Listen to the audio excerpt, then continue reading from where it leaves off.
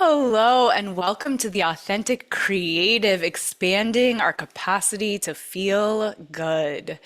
And I'm so excited because I've got Robyn Cohen here.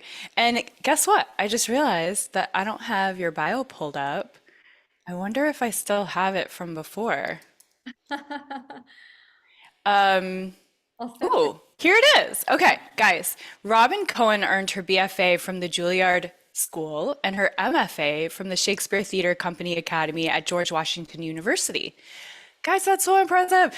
Over the last 3 decades, Robyn has enjoyed teaching and performing on sets and sound stages, as well as in festivals, studios, and in theaters around the world.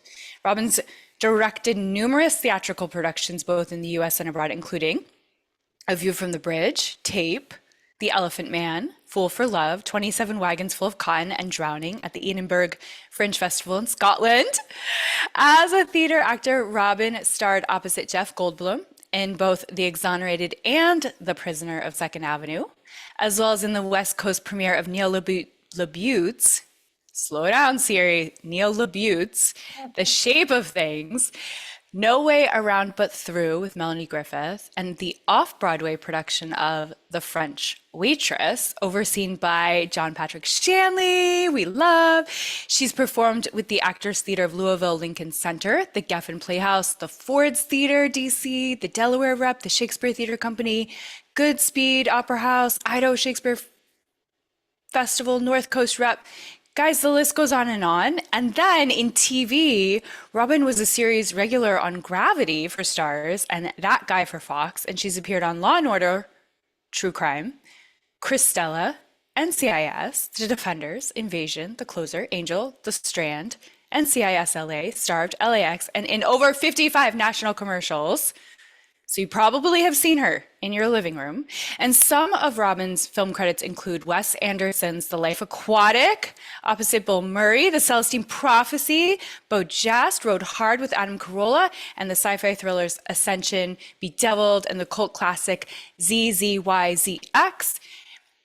And Robyn founded the Cohen Acting Studio in Burbank, California, and is a contributing writer to John Jory's handbook, Tips on Auditioning Ideas for Actors.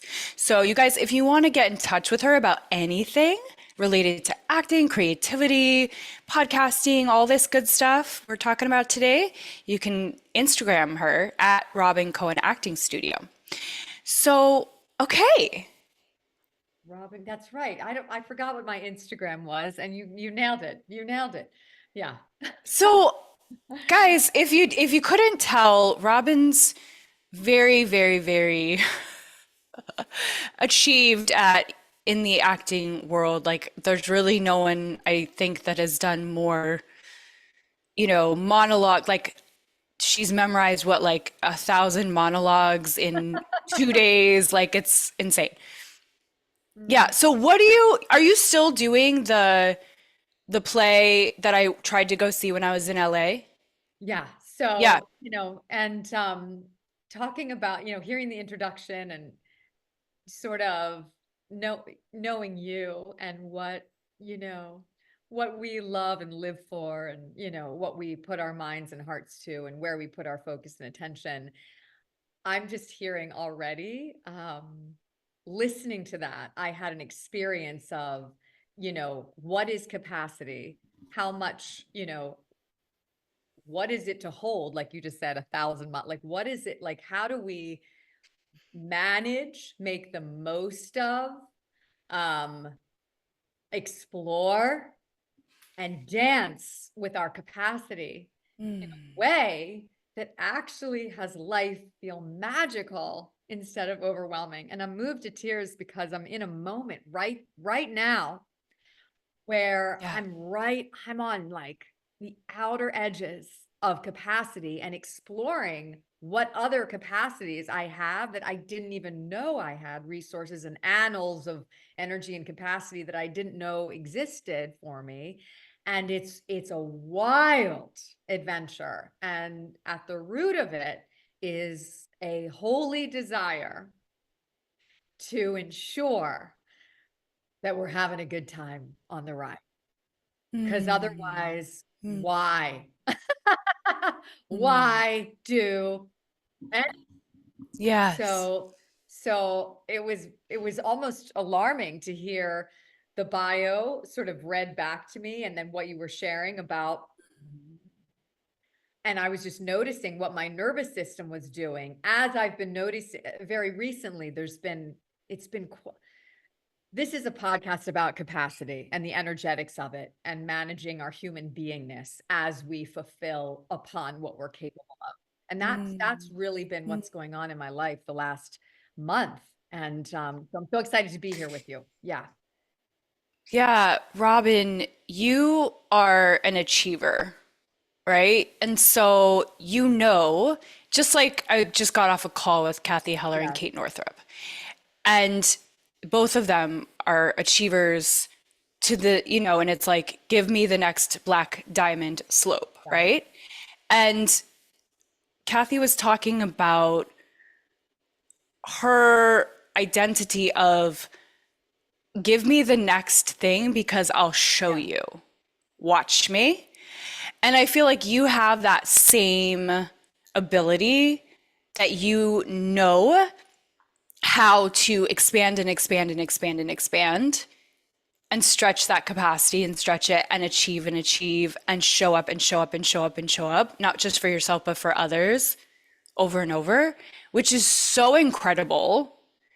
And then also, what's so courageous is that I know that you do all of the inner work and that you're in the process of doing all of the inner work of like, okay, and so now what is what I'm hearing. And it's just fascinating because we can be on so many different parts of this spectrum of the identity that we've chosen for ourselves because of, our pain points or because of who we want to be in the world. And I think for you, it's both. I think you have the pain points of, let me show you, I'll do all of it.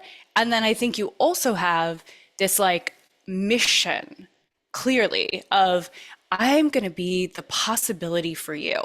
I'm going to be the lighthouse for you. And I'm going to shine 1,000 watts so you can feel that energy Yeah. because you so want to light up the world for everyone in your path.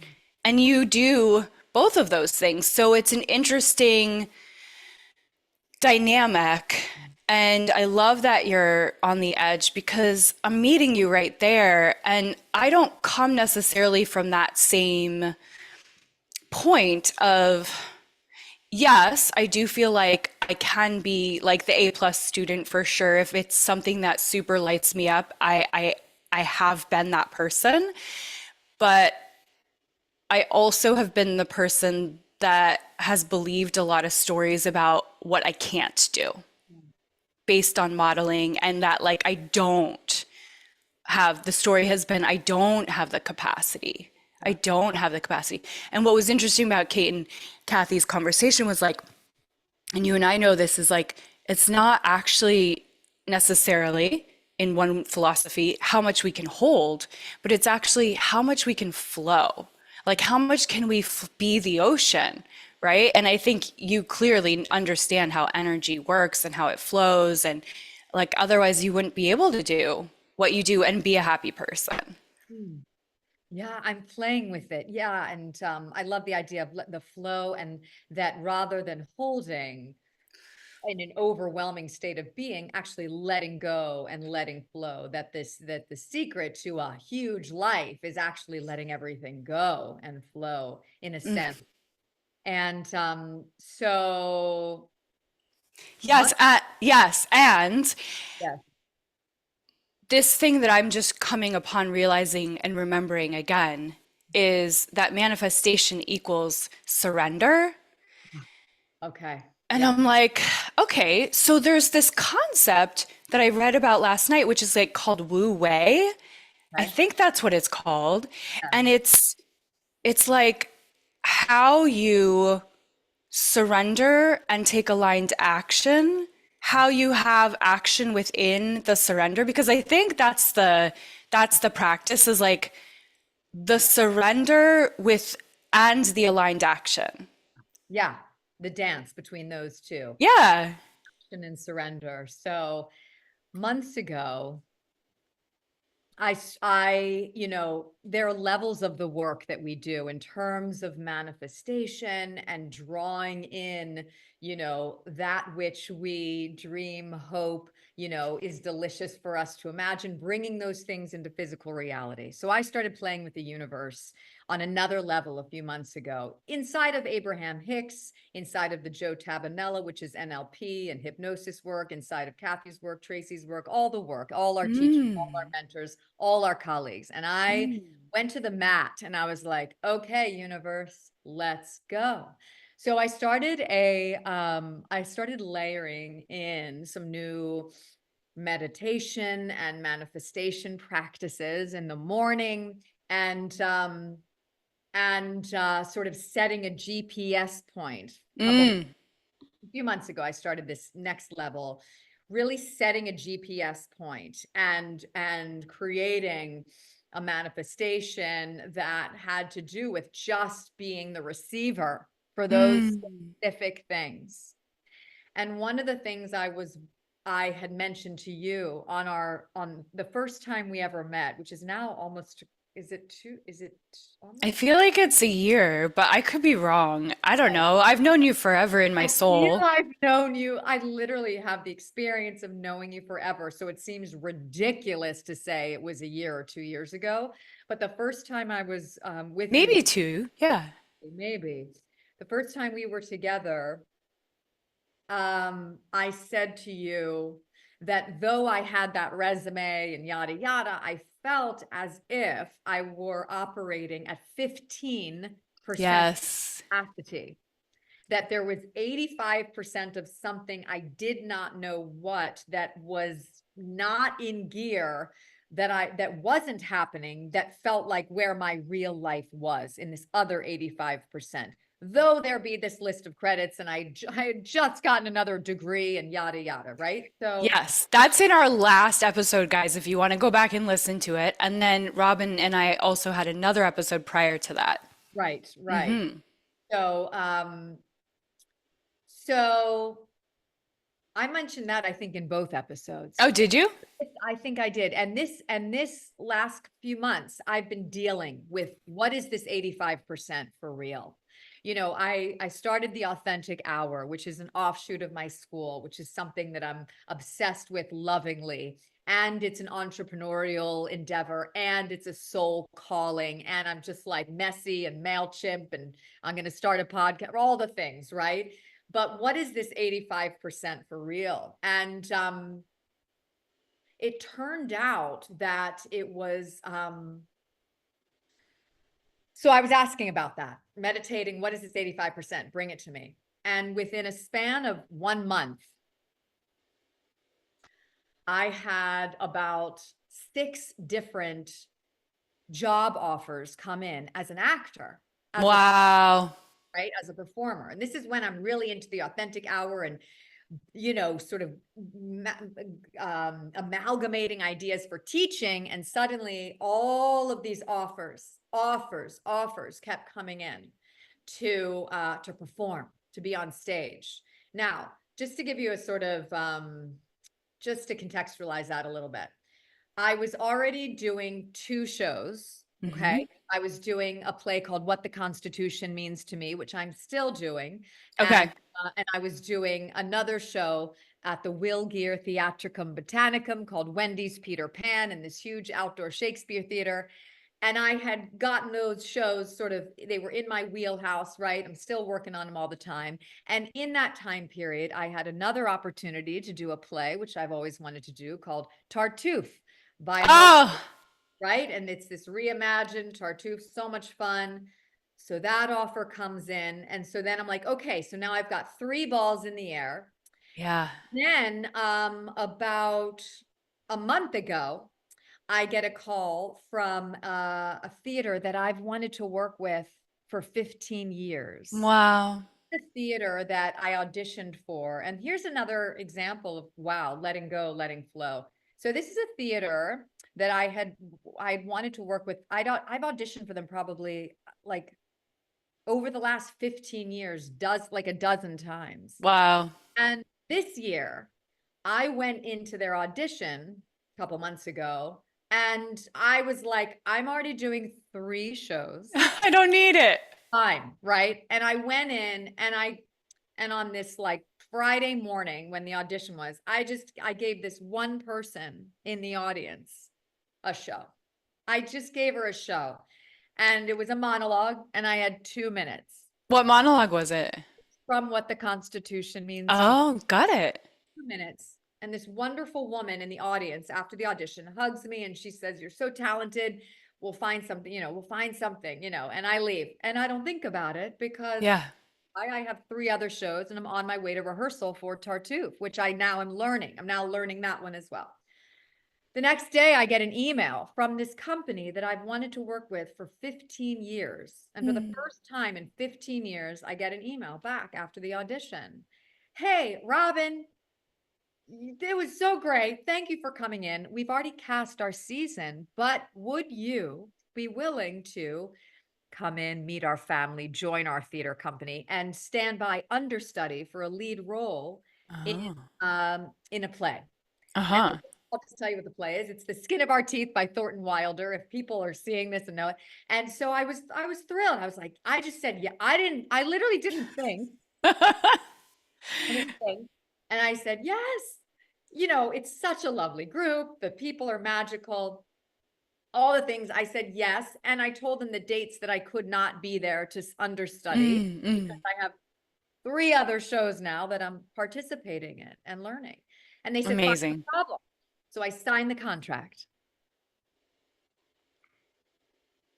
Interestingly enough, where one of the places where I teach is out of Burbank. It's the Victory Theater Center. And a moment after I said yes to this opportunity, I'm at the Victory Theater Center teaching class. We're about to start class. And the woman next door, there's 2 theaters. The theater next door, someone who's starring in the play next door was coming over to just say, "Oh, our play is going to be going on, but don't worry, it'll only be loud at the end when there's applause." And I was like, Okay. problem, we're teaching class, no problem with the noise. But by the way, this woman she's a colleague of mine. I know her, she's fantastic. And I was like, okay, great. And then we're chit-chatting before class, and this is just sort of the universe. This is a story about the matrix of the universe. So we're chit-chatting, and I'm saying, we're talking about what we're up to. I'm telling her about my 3 shows, and then she's telling me about the show she's doing next door. And she says, "And I also just got a job, and I'm starting rehearsals on Tuesday for this other beautiful play." And I was like, "What are you starting rehearsals for on Tuesday?" Because I'm starting rehearsals on Tuesday for something. And she said, "Oh, it's The Skin of Our Teeth by Thornton Wilder Oh. in this company." And I was like, "That's what I'm starting rehearsals for. I'm your understudy." Okay. Oh, wow. I'm your understudy. Now, we happen to teach in the same building out of 400,000 buildings in Los Angeles. We're teaching in the same building. Okay. She Amazing. said, and we never knew that before. So she says, "Oh my gosh." And we chit chat for a moment, and she looks me in the eye, because I tell her I'm up to some other things and I'm teaching in the school. And she looks me in the eye and she says, "Robyn, don't worry about it. I will be there. I will be there for all the shows." Because in my mind's eye, I'm thinking, how am I going to learn the language as much as it's a ton? It's a 3-hour play. It's a ton. And she looks and she Yeah. says, "Don't worry about it. I'm going to be doing all the shows." And I was like, good, because it sort of depressurized the situation a Yeah. little bit, right? Okay. Cut to. Yeah, because being an understudy is no joke. It is no joke. And that's what I learned, Siri.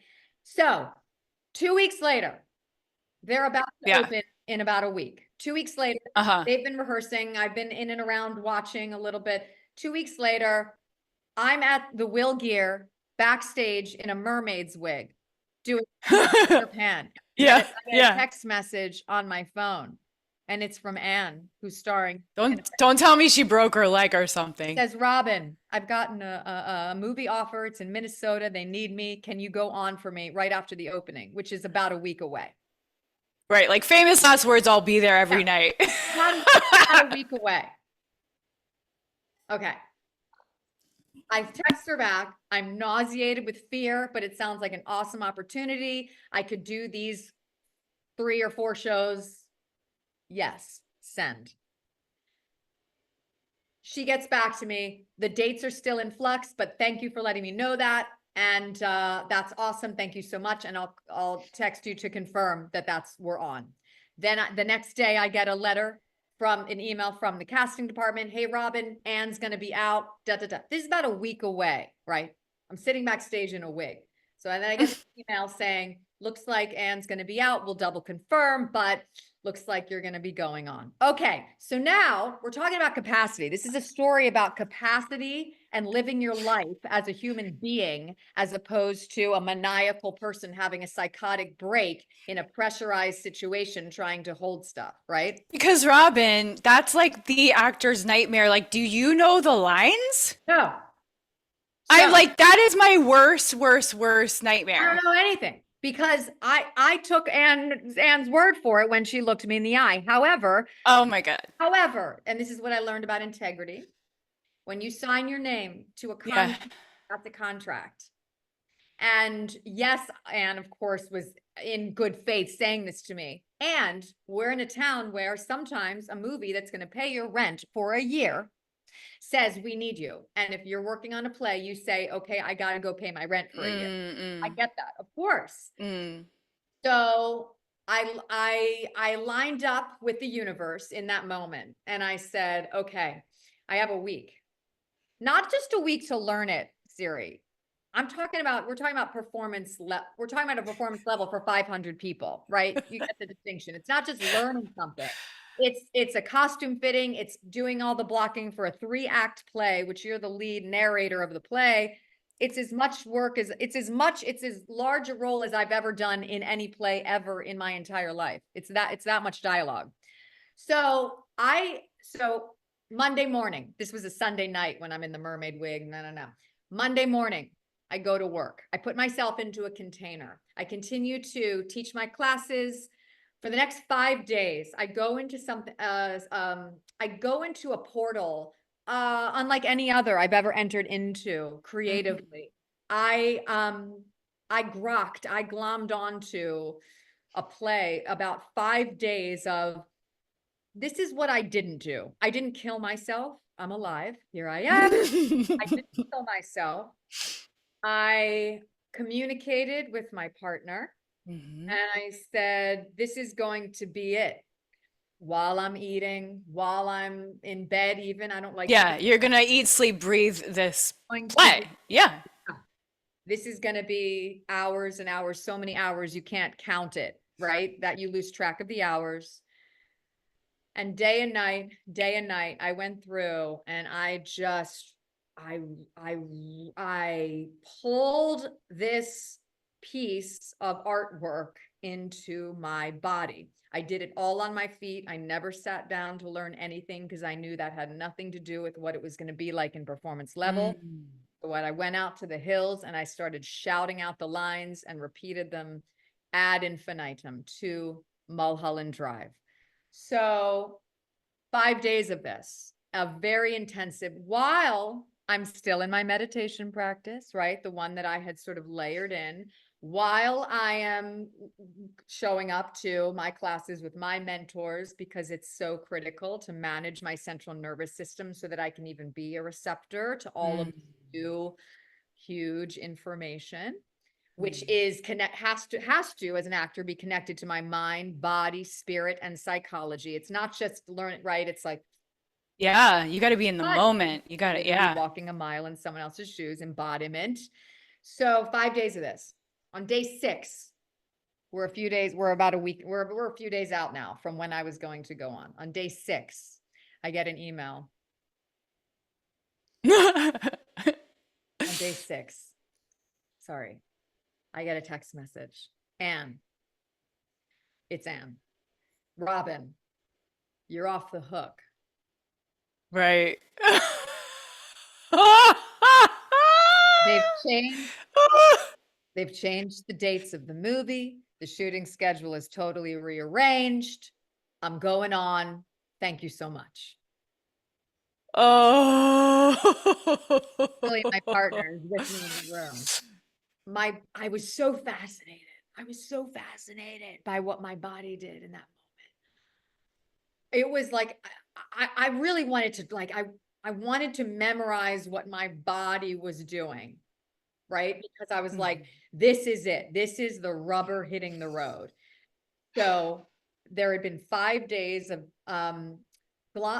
doing something I did not know I could do, right? I did not Yeah, know I could yeah. do it. And underneath that was absolutely a modicum cortisol, adrenaline, fight or flight response, all of that. There's a modicum of that, which is part of the engine for me to be able to just go into laser focus to do the thing, which Yeah. I did. But so I wanted, so I, even as I got this text and Billy's there and I take a breath and I just wanted to feel what my body was going to do. And I took a deep breath and I started to sing from the musical Wicked, Oh. song Defying Gravity at the top of my lungs to Billy.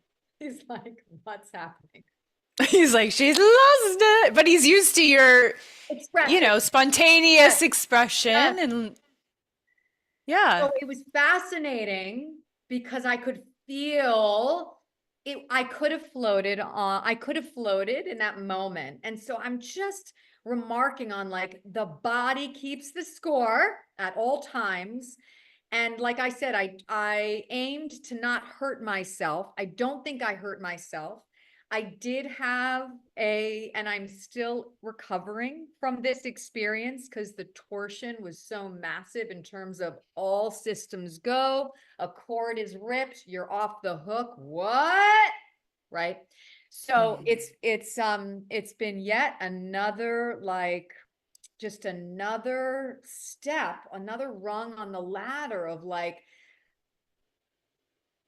how do we transcend the meaning making machine that the brain is about what's so? I have to go on stage, I have to perform for 500 people, I have to be perfect, I have to do that. How do we transcend that? How did I do well and how can I do better? Right?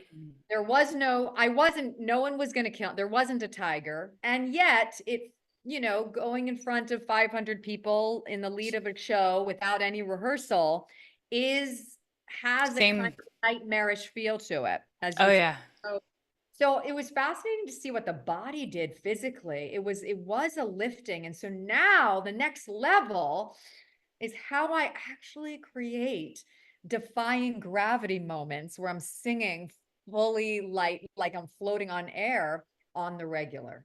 That's the next level now. And I got to experience that in my body when they said, okay, you're no longer required to do X, Y, Z, which I had equated with a modicum of survival. What's it like? What would it be like to just give myself the Broadway musical hit Wicked, Defying Gravity every day, that lightness of being, right? How do we give ourselves that lightness of being on the regular when we're faced with that which seems insurmountable? So that's where I am now. I'm in that exploration, that discovery. Even today, I'm still in the recovery of this 5 days in. Now I'm off the hook moment. And it's just fascinating. I'm seeing what there is to see about all of this with you right now. Thank you for letting me Oh, share that because I have not spoken this out loud to anyone. So thank you. Thank you. it's my pleasure. It's my honor. The people who are listening, I'm sure they're fascinated. It's so incredible. You are like and I mean this in the best way, not in the weird way, the female version of Tom Cruise, but the theatrical version. Okay, because you're like the accelerated, most focused, most ambitious, most talented superstar, and I love Tom Cruise in that movie. Um, Help me help you. yeah, yeah, Jerry Maguire. So good. Oh, the best, the And best. I work with the little boy who's now a grown man who plays Renee Zellweger's little boy. Yes, you worked with John, him. John Lipnicki. I know him. We just texted each other. Humans can smell fear. Or no, bees can smell fear, not humans. Bees. But yes, so thank you for that reflection, and thank you for that reflection. I'm going to watch that movie again. Yeah, I'm going to watch that movie again. Mm. Reminding me.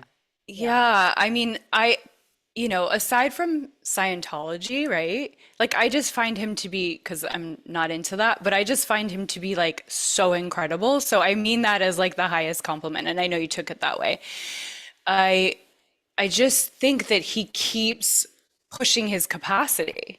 He Mm, keeps with every Mission Impossible. He's like, how can we do it faster? How can we do it higher? How can we do it scarier? How can I do my own stunts? mm. And I think there's certain people that maybe you're an adrenaline junkie, Robyn. Well, But there's certain people I that just need to like keep because they have such capacity. They just need to see how much further they can go. And, I I- and and I yeah, think it was, and I think I was an adrenaline junkie, yeah. and through 2006 to now, Landmark Forum, NLP, all the therapists, all the work, right? All the undoing, the breath work, the people that I've met. It is, it is word creating a world of this is about giving it away. You know that song? Give it away, give it away, give it Get away, away now. give it away, give it away now. And I do have it.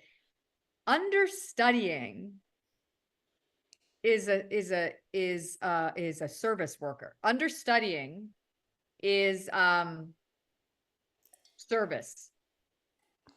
So Yeah. I'm not there's no remunerate, I'm not paid in money for the 10,000 hours to bring myself to performance level in the lead of a show as a standby. And whether it was understudying or covering, or whether it's doing what the Constitution means to me in partnership with NOMAS, which is an organization in its 50th year that is aimed at ending violence, stopping sexism, domestic abuse in homes and communities across the United States. It's, whether it's that with that play or in services, like I can see that the gears have really shifted. It isn't I like, I like performing now. The only reason I'm still performing is because I actually get to disappear myself. You know what I mean? Mm. The ego, the self, the ego. Yeah, yeah, yeah, yeah, yeah, yeah. When I'm You're walking. well, I like to say that acting is channeling, right? Like I was on someone else's podcast and they were like, "How does your acting life meet everything else you do?" And I'm like, "It's all channeling. Being Yes. a healer, a And facilitator, a teacher, embodiment, an actor, it's all channeling." channeling and embodiment of Mm. character. Yeah. Total, head to toe, from the top to the floor, from literally, so that you can embody a character, put your whole body, your whole shoulder behind what they're fighting for and fight for it like it's yours. So it's exactly that, what you just shared. And and these days, what's so funny too is that right before, after we were all just having such a party fiesta, beautiful spiritual fiesta at Kathy Heller's her summit, her was it her Hmm. turn to podcast right back in was it Yeah. May, was it? and when I left the building, when I left the auditorium of that particular summit, I said to one of my accountability partners, I said to her, I realized through these couple of days being immersed in this work, I said to her, this is in May, I said to her, I realized something. I said, I'm not an actor. And she said, that's interesting because you're involved in a lot of acting and you talk, you should say that, say a little more. And I said, I realized sitting there that I'm a woman that really likes to act and, has spent a lot of time honing skills to be a performer.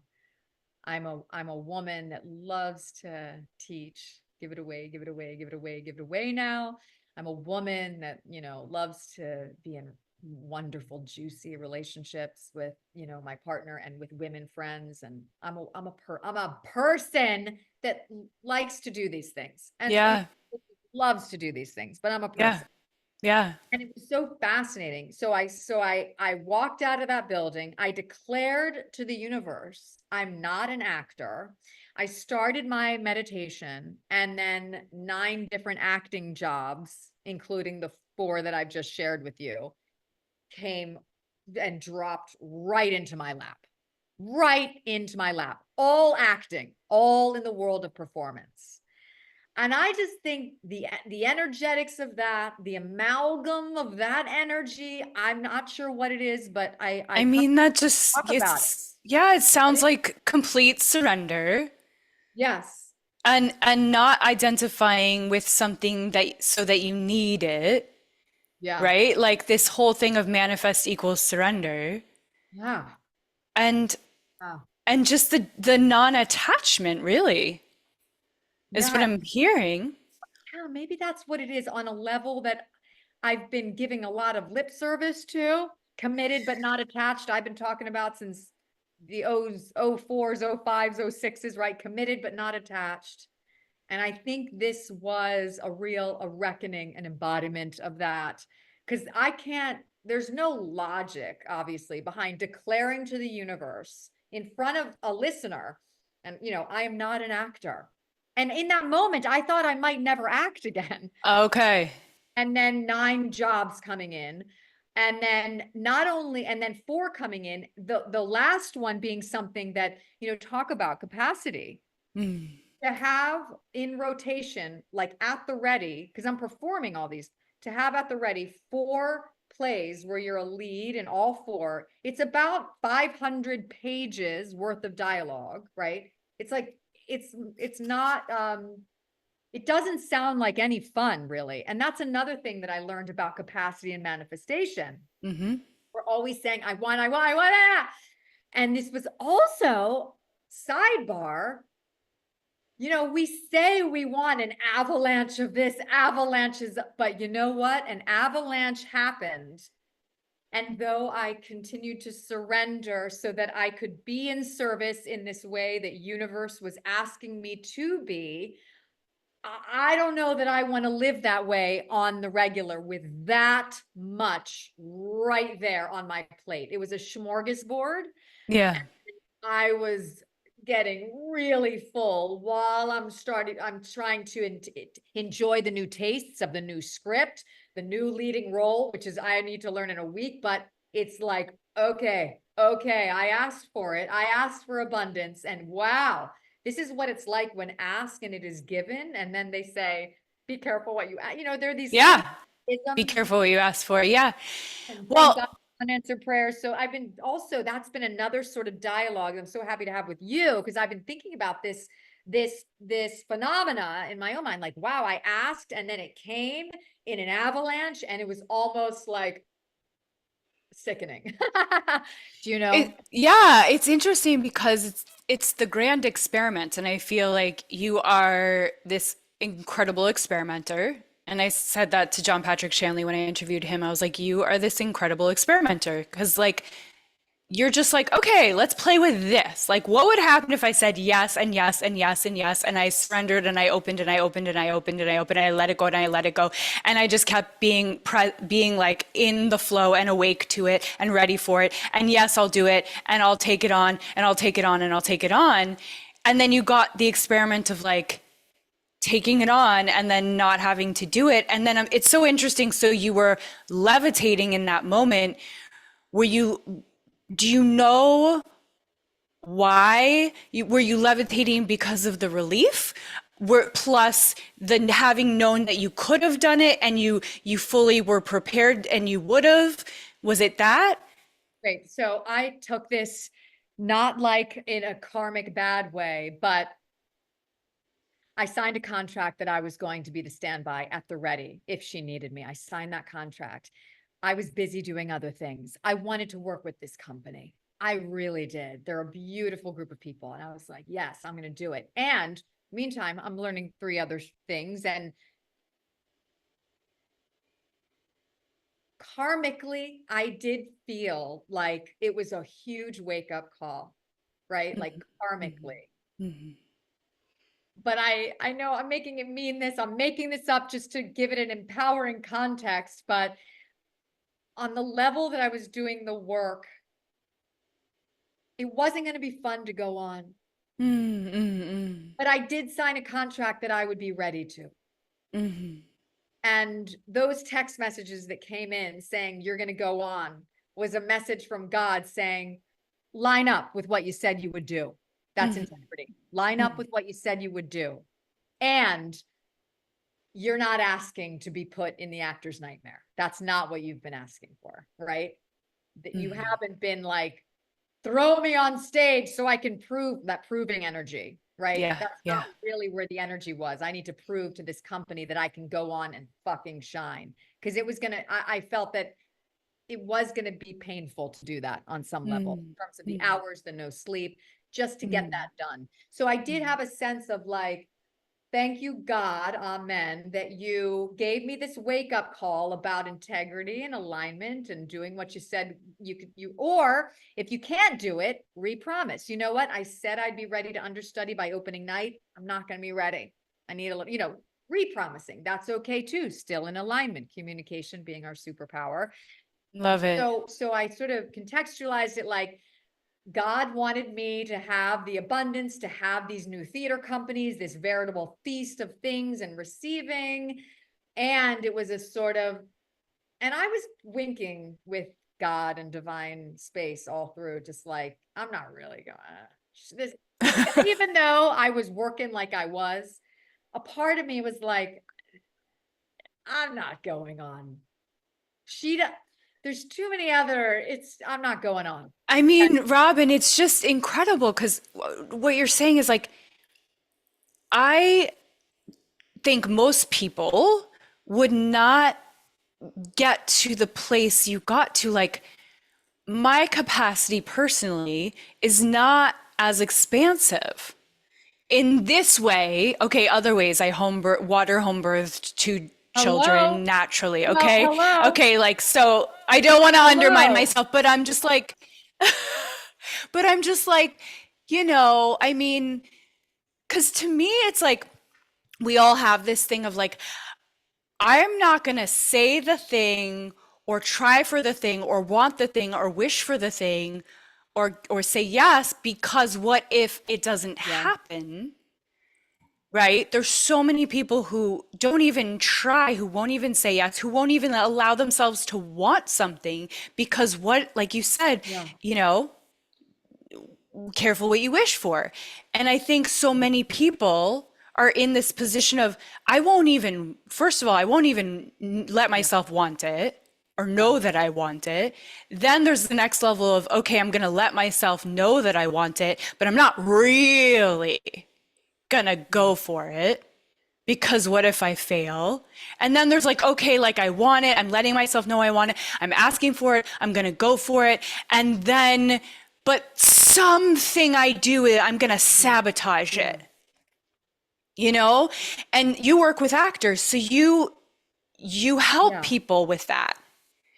And it's just interesting to see you go full throttle and then learn what you need to learn because we all learn in different ways.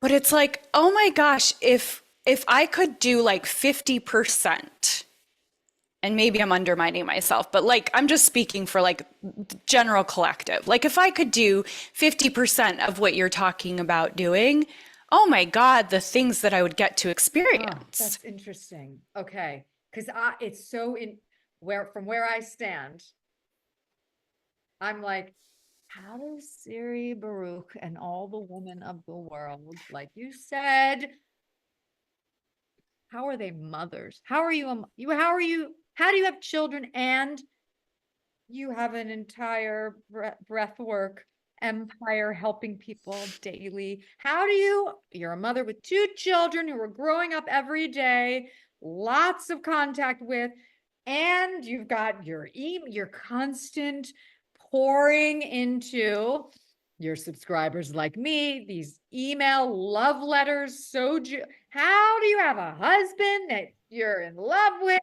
that you're going to London with, and you're creating these breathwork sessions in Los Angeles? I look at you and I'm like, knock, knock. Who's there? Siri Baruch, like people like you and people that are listening that are my Siri, by the way, is like, what do you want, Robyn? What do you want?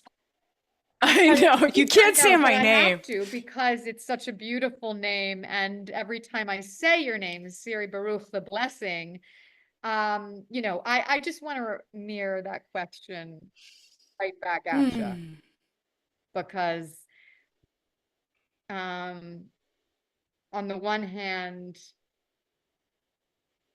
there are things that my very body was designed to do that I have not had capacity for. Let's say, holding a child, carrying a child, and I look around, at women, and I'm just knocked back by the way. Yes, it is true. And this is where I think we get to the conversation of like, what is our purpose and our gift? Magic. Because yes, I and you and others have what do they say? The energy of a small country for that thing, and, Yeah. and I think it is, and I have to manage, and I have to watch this for myself too, Siri, because I was just at a birthday party for my sister, who's a doctor at Stanford Hospital, and she is in Silicon Valley. She's a doctor in like Palo Alto, Los Altos area. And the people that she's around, the medical doctors, that community, and her patients in Silicon Valley, we can't say anything about, but this is like, the accomplishment is like, so I'm at her birthday party. I'm looking around at people that are like, and women too, that for every reason are multi, millionaires and sometimes more, and a lot of it has to do with, Google, and that started there, all these things, right? Okay. So, and they're doctors and have huge business, so Yeah. and I think to myself, God, if I could just, because yeah, I can go and I can flow and I can light you up. And if you give me the script and if it's the right role, and if you give me the students and they're the students that want to learn from me, I promise you it will be a singular experience and you'll never get over it and you won't want to get over it, right? It's like, yeah, I can promise that. And when I think about the things that you're doing and that other women listening to this are doing, organize the things that they're able to accomplish, organize, achieve, curate, design. I spent 5 hours trying to figure out what buttons to click on Canva just to do a mock-up for an exercise, a homework assignment. Do you know what I mean? Like that's my brain. Yeah, like we all have our zone of genius. Yes, Yes. genius. And Yes. I And do, our zone of excellence, and those aren't always the same thing. And yes, yeah, yeah. yeah. And so, and I am now in the conversation because I have such a hunger to give it away, give it away, give it away, give it away now. Red Hot Chili Peppers? Yeah, I think that's right. I think so. Yeah, I did go to their concert recently, actually, and they did sing that song. That's so funny. We're gonna sing it when we leave. We'll do it. It'll be like our exit song. But I do wonder now. I am in a space of wonder, like, how do we fulfill upon our zone of genius, yours and mine, and all the people listening? And how do I get my MailChimp and my emails and those love letters out and all of the things and the mechanics and Amy Porterfield's and all the things and do a course and get it I online? know, right? Well, it seems like a whole other career. And I'm like, it Yeah. becomes overwhelming. So I keep reminding myself there's no one way. There's so many roads that will lead us home. Yeah, it's true. I know. It's like we have so much access and so much choice and so much freedom. Yeah. So what I want to say is, what is the next frontier for you? Is it the dream acting job? And also like that deep, deep surrender meditative space within yourself where you can levitate without it? Like, what is the next frontier? Yes, to both of those Yeah, simultaneously, because I yeah. think one without the other doesn't work to create fulfillment. So it is continuing to take the deep dive in the work we do, in the somatic work, in the breath work, in your work, and in mine, and in our practices, deepening the daily fare so that we can be the receivers, whilst, if this is an ask and it is given universe, not being afraid to say, you know what? Yeah, I do want to star in a show, maybe on Broadway. Yeah, Mm, it would be nice to do some more television, right? It would be nice to, I've been doing so much theater and it's been so yummy. And it's been a veritable feast, as aforesaid mentioned, and would be maybe it's going to be creative. What's going to be creatively delicious? That's what it's about right now. Yes. And possibly shifting mediums for a minute. You know, mm-hmm, I did a lot of commercial, I did a lot of on television, and mm-hmm, some really cool film projects telling really neat stories. The mm-hmm. Celibacy Prophecy was one that they made into a movie. And, that's a sort of like, I love that kind of a project, a movie with a message like that. Yeah. So I think opening up the portals to receive offers in those areas, and opening up the portals to receive, there's a playing field for what I want to teach and what I want to give that's been like zoned off for me Mm-hmm, mm-hmm, spiritually.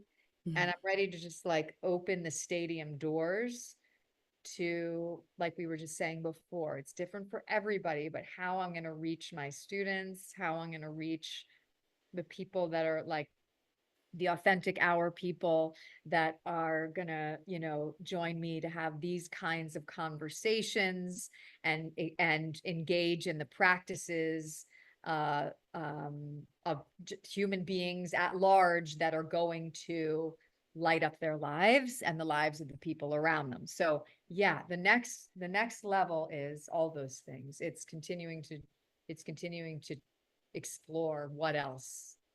Let's play, universe. Hey, let's play. Like let's play. Let's play. Let's dance. Let's dance. And seeing what that divine magic, makes available for myself and the people around me, and then opening up the stadium doors to other storytelling mediums, which are going to feel new and fresh again, because it's been so focused on the world of live performance. I've been in so many theater, like live performance is such a rare communion, and it is a spiritual event, because when you're live with people on a stage and an audience, you literally become one beating heart. It's extraordinary. As with your breath work, as with when we're in the room with people. Mm. So it's not that goes away. I just think there are other ways to Yeah, continue. it's like everything has a season and you know how to do what you've been doing and it's life-giving. And then you're like, well, let me Yeah, breathe life into this yeah, other medium and just kind of yeah. rotate it a little bit. So, I'm Robin, I'm curious. Yeah, go ahead. And to call myself out, there's fear. There's a tremor of fear, a tremulo, when I say, yeah, I'm ready for another series. Let's go. There is, or I'm ready for Yeah, a Broadway. Let's go. I'm yeah, like, but how's that going to happen? And my yeah, work is to not worry about the how, but to yeah. regulate myself. So I just want to be straight up about that when I say, oh, they're going to think it's selfish or I'm greedy. You've already been on, why do you need, what do it sounds obnoxious. The voices from the teenage girls back in high school. What do you need to be, so, Yeah, so yeah. I just want to say that, yes, and that's where there is still more work to be done, right? The inner work, whether it's because you want a new car or a new TV show or a new movie or a new house or a new anything, It is about continuing to pry ourselves open lovingly, lovingly, and let the muck and the rake and the tar that has been stuck and calcified in our veins and blood and guts, let it out, purging through the work you do, and so that we can continue to let it in without being so afraid. Yeah, I mean, you're saying you're afraid and I'm going great because that's how we and you know that it's a worthy endeavor. And I think the desires are planted in us because they're for us, because they're what's going to motivate us and grow us to evolve and experience and engage and become more of who we are because of the desire. It's just there so that we can become more of who we are, right? And it doesn't kind of almost matter what the desire is, but thank God for the desires. Yeah. Yeah. What do you desire? What are your desires? Where are you going? What do you see? What do you see? What do you see for in terms of some of those yummy, delightful, golden orbed experiences that you want to live and bring into your world and to the people in your world?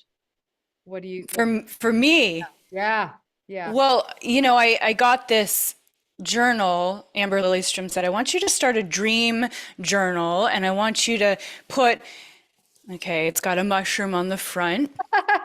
It's awesome. Yes. And it says, which is like the ultimate surrender, it says, dreams, everything in this journal comes true. And so it was Oh, very fascinating, right, to observe how I approached and how I'm approaching this journal because knowing that that's what it is, that everything I put in here is going to come true. Well, how quickly do you think I wrote in this journal if I was a young girl versus now? A lot slower now okay. because I'm like, oh, all right. So I put stuff in here that's sort of predictable. Like, oh yeah, I could do that. That's very specifically, like I facilitate mountain breathwork infused with Reiki for 10 to 300 people in my membership every week, expanding their capacity to feel good in exchange for high financial value. Okay. Like, okay, very predictable. Like I can, it's like yeah. You've done that before. You know what I mean? It's just interesting that I put things in here that I'm kind of like, I know I can do that, as opposed to what's a dream? A dream is something that feels slightly unattainable, I Mhm. think. Yeah. That's the fear. What if Yeah. it doesn't happen? What if it doesn't come true? So how do you broach that with this journal and with your soul? And I went on to say I want to interview a whole list of people. A lot of them are actors. Interesting. And like, oh, I want to go to an Adele concert with Jake. It's like, well, that's easy. Just pay for the ticket. Like, so it's just interesting to see how, as a middle-aged mom, and those are some facts about me. It's not everything, but those are some facts that I'm like, oh, a little bit afraid to dream. And that was not the case when I was younger. So it's just interesting. Can you share a dream that you might dream if you weren't afraid to dream? Would you be willing to speak? If I weren't afraid to dream, it's like, yeah, I want this podcast, to be wildly of service to massive amounts of people, right? Um, but even that's playing it safe because I'm like, am I going to publicly admit the thing, Robyn? I was an actor most of my life. There's no coincidence that you're such a prolific actor and I'm talking to you. It's like, yeah, there's part of me that's like, oh, well, in another future version, I'm doing some sort of incredible performance with incredible actors. And there's a million reasons why I hold myself back from that. Mm, yeah. And Yeah. I often wonder, is that actually still the dream? Like it is and it's not. You know what I mean? Like it's so layered for me. Even as I say, let's go to Broadway, I'm like, do I really want to live in New York City right now? Mm. That's a whole thing. I'm an East Coast girl, yes, but I'm in California. My life's here, my kitten, right? Do I actually want to live in New York City right now? Now, that's also a rationale. If they offer me a show in New York, of course, of course, of course. But there is kind of like, yeah, our dreams,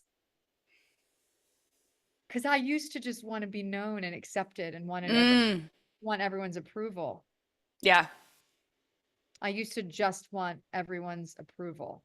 Yeah. And since that has been dismantled to a large extent, it's like, it doesn't matter if I'm performing to a group of amazing ex-hippies in Topanga Canyon, or at the NOMAS conference in San Antonio, where we brought our show to speak to groups and women and men in need. It doesn't matter if it's New York City to tourists, or if it's in my backyard where I invite a couple people to come over and watch us rehearse so that we have an audience, two people, Mm. one Love person it. watch, that one person's in the listening. You know, it's kind of like, what is the dream? I think ultimately the dream is just to be able to feel that high flying trapeze feel of, defying gravity, and seeing how that, that shows up is life's adventure. But really, I think the ultimate goal is that, permission to just go, and to sing and dance freely, unabashedly. Yeah. I think, to speak more to the dream as I'm hearing you is like there's there's acting and then there's the bigger dream that you and I both have is of human evolution, Yeah. of like how do we all expand our capacity to feel good? How do we find peace? How do we as a collective like be at peace? And I think, we use our gifts, for me, breathwork, Akashic record reading, Reiki, like it is a gift, your ability to perform and illuminate the human condition, and so that heals hearts, what you that exchange. And That is, so I see, and the way that you teach and you give it away, give it away, give it away, like it's like I think we both are just like, how can we heal hearts? yeah. Like that's the bigger dream, is I want how to can we heal hearts? make people smile. Make a person that wasn't going to smile that day anyway, smile. That wasn't going to smile anyway that day. I mean, every exchange I've ever had with you, and I know every exchange anyone has ever had with you, Robin, is magnetic. Like you just, like you said, like whether it's in a text message or a little performance in your backyard or a huge performance or commercial, whatever, like wherever Robin is, you are just giving it away. And that's the whole thing. I had a That's great, the whole thing, is just the way that you fill people up with your love. I didn't know that that was how it worked. I had a great acting teacher, Larry Moss, who's, Oh, I went to Larry Moss. I think we connected on that before. yes, and he would reiterate. I studied with him for over a decade. He's still my teacher. He's in New York right now, but he said, you guys are, you don't see it yet, but I promise you, if you give everything, and I mean everything, you get the whole world. And I think there's a spiritual encoding in that. He was talking about acting, and he was talking about life and cosmic law. And so, it's not that we give it away, give it away, give it away, give it away now in order to. It's just a truth that I do notice that, yeah, because giving it away to my neighbor and having that neighbor see me on the street the next day, and the way that they're enlivened by yesterday's performance in the backyard is that's as good as it gets for me. That's and it's even better than going out, to the lines of people who are waiting outside the backstage doors, who are coughing and sneezing on you and trying to get your picture. And it's January and it's 20 degrees below zero in New York City and you're on Broadway, but it's not as fun as walking Mm. out and seeing your neighbor and holding and hugging your neighbor who has been touched or moved or inspired by what you did in the backyard the day before, and I mean, it's all visual, yeah. beautiful, right? Like it's like we don't even have to compare it. It's all beautiful. It's just like wherever you are, Yeah. right? Your Instagrams, by the way, and we should stop, but because we'll just go forever. But your Instagrams, where you're backstage Yeah. with your actor friend and you're just riffing, are so fun and so alive and so in sync. You're like mind melding. And I just love having a window into what your life is like because you don't live like most people live. You live a Really? very How do people fascinating, elevated live? life. You know what I'm saying? Like the life of a constantly working actor is really incredible. And just the playfulness and the ability to play and the freedom to play and the permission to play and dance with life. Like it's just yes, yes, yes, yes, yes. It's very inspiring. Let's just Yes. bring like 5% of what Robin lives into our life. Like you guys, we don't have to be Robin, but let's bring 5% of that playfulness, into our hearts. And like, how can we use our Yeah. unique gifts? Whatever your unique gift is, because you might not be an actor listening to this, but what is your unique gift?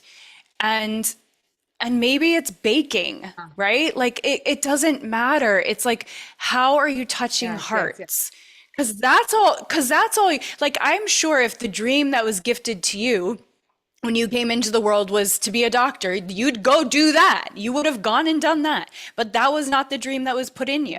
Right, right, right. It's interesting that you say, what goes on behind the scenes. Why your exploration with your podcast, with everything that you share, with the people that you bring on, I am fascinated. It's maybe it's one of the reasons subconsciously why I do all these things backstage. Like what goes on backstage, right? I'm constantly posting from just behind the scenes because it's kind of that's what I'm thinking about that moment, and I just sort of post that, right?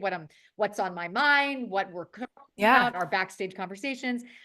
But Yeah. that's why I'm so drawn to people like you who are conduits and you yourself to share what does go on behind the scenes for people. I am fascinated by that. And the people that you bring on that share and that connect with you about like, what does life look like backstage? And that you bring people to the fore on that in such a loving way so that we can all feel connected is such a superpower gift that you have and contribute to the World Series. And I'm obsessed. That's why I'm obsessed with you in a very healthy way. In a healthy You know way. what I mean? Because you're constantly like, what goes on backstage in your life? And that's what people really want to know about because it makes us all feel less alone in the Mm, world, right? yeah. It makes Yeah. us feel connected. It has us in the oneness, like, oh yeah, so and so guest that's your series sharing about her, and it's like, yeah, me too. Me too, or my sister too, or my mother too, right? And Mhm. so what an incredible portal that you've opened up and conduit you are. I mean, I literally I before I met you, I would go around saying like, what do people do? What are people doing, right? Doing, because I have a very, it's a microcosm. I live in a world, it's a big world, but it's like you just said, most people don't live like you as an actor. Well, I want to know, how do people live? I'm fascinated by that. But you I'm do know, Robin, fascinated because by that. that's what you're doing, right? You're constantly stepping into that's your Character, whole yeah, thing. You're yeah, disappearing your personality self yeah. But to to talk to step real into like yes. real people's Yes, lives. That's yes. what you do all the time. Yes, it is in the world of imagination and the great writers. Yes, and it's gorgeous. And to And discover real people that you and to represent. discover the real people, the stories of the people that you bring on, you know, into this podcast, into your world, the sharing that you do, real people, real life, you know. And yes, it's beautiful inside of the imaginary circumstances as well, because it's a parable and we can map all of that symbol and theme and idea onto our lives and understand ourselves better and the people around us better. Yes, that's what storytelling is about. Story is everything. Stories everything, and that Yes. you have that with incredible human beings week after week. It just is mind blowing. I tried to get on your calendar a month ago, but you know what? You had 35 people, incredible people that you brought on and that you've been talking to that I listened to, and it's just absolutely you're an extraordinary giver of life, connector of people, a light of this world. You are a blessing. Your last name means blessing. In Hebrew. Don't get me started. Cohen. I'm just like, okay, expand capacity to receive Yeah. Robyn's love. Yeah. Expand it, expand Get it. it. Get after it. Yeah. Receive it, receive it. Yeah. Get it in there. Yeah. Yeah. Yeah. Oh, medicine. You are medicine. Thank you. Thank And you, you're the Robyn. antidote. Thank you. Thank Oh you. my God. Thank Yeah. you. This was beautiful. Thank you guys for coming along for the ride with us. Oh my goodness. I hope that this was fun for you. I can't imagine why it wouldn't be because Robyn's so much fun. And we can't wait to see you next time because I think probably the way we're going, this is your third episode. We'll probably have to do another few just because you keep iterating and you keep growing and evolving and you're so fast at that. So I want to let's see where Robyn goes next. I'm ready. Sign me up. I'll get on the calendar schedule immediately. I'm going to get in line. I got to get in line with your podcast. I know. You're the most popular podcast. I know. So yeah, I'll get in line. Thank you for this. Thank you. This is such a gift. I treasure you. I'm hugging my computer because my computer thinks I'm in a relationship with it. But thank you. Thank you. What a gift. Thank you. Love Love you so you. much. Love you. You're a gem. You're a gem. And I